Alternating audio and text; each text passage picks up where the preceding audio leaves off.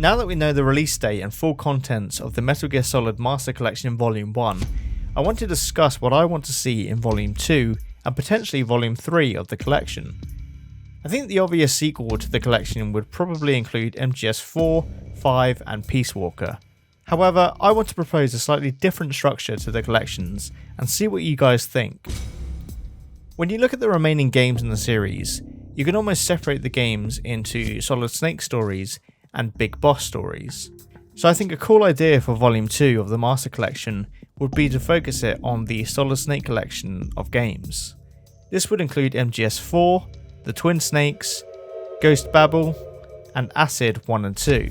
But I also think you could include Metal Gear Rising: Revengeance here too, as while you don't play a Solid Snake, it is set after the Guns of the Patriots, so it feels more connected to the Solid Snake saga, so to speak.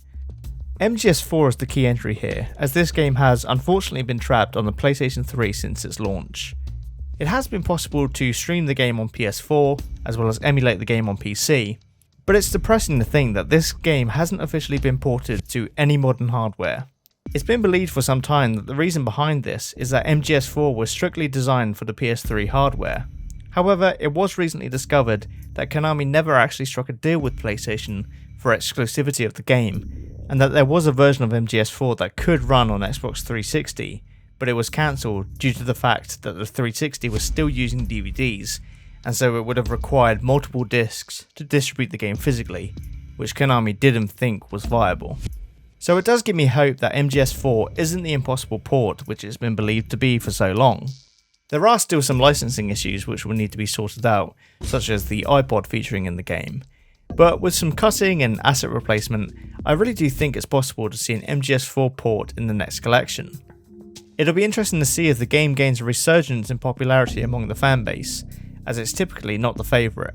But I think if we do manage to get a port of MGS 4 in the next collection, then it would only make sense to focus this collection on the Solid Snake stories, even if many of them aren't canon.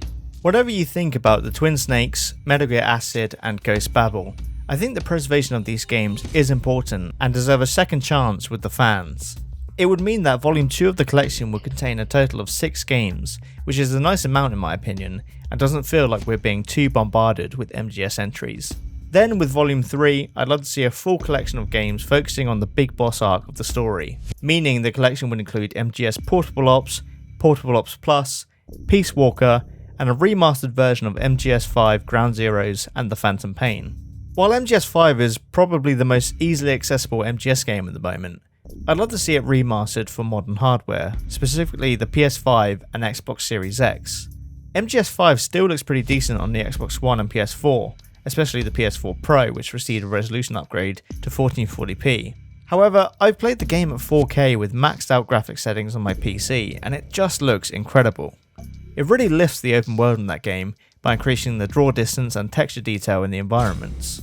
So I think the PS5 and Series X should be able to hit that graphical peak of the game. But the real icing on the cake here would be for the game to include Mission 51, which was cut from the game but concludes the Eli storyline.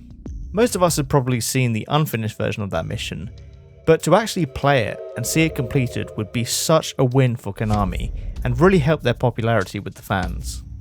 I'd be interested to see if they could also manage a port of MGS 5 on the Switch. I don't think it's impossible, seeing as the Switch has games as big and stunning as Zelda Breath of the Wild and Tears of the Kingdom, as well as ports like The Witcher 3, but I don't expect it would look too pretty. I can see it being somewhat similar to the PS3 and Xbox 360 ports of MGS 5, where it would run at 30fps and around 720p, but hopefully we'll see. Peace Walker already had a great remaster which should hopefully be an easy port, but I think it's time that Portable Ops gets the same love, with a similar remaster which ups the textures, frame rates, and even reworks the controls of the game to feel more modern and less clunky. An added bonus to this collection would be a remaster of the 3DS version of MGS 3 Snake Eater.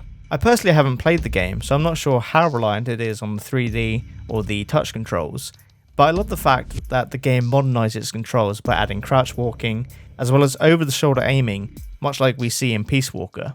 So again, to see the textures improved, frame rate increased, and button mapping modernised would be such a treat. One game that we haven't talked about, which I'm still unsure as to whether it should be included in a collection, is of course Metal Gear Survive.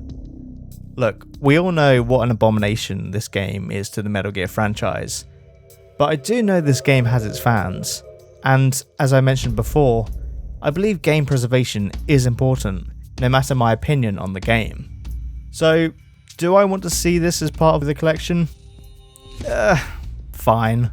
If Snake's Revenge can be included in Volume 1 of the Master Collection, then I think it's only fair that Metal Gear Survive gets included too. I'm not sure that I'd play it, but I'd at least be happy for the small fan base the game does have. And to those furiously typing in the comment section, look, I get it, but please keep it civil. But that's how I think future volumes of the Master Collection should be structured. Let me know what you want to see most in upcoming volumes and how you think it should be structured. I'm sure there's some really niche MGS games that I've missed, so I'd love to hear about them. As always, thanks for watching and see you next time.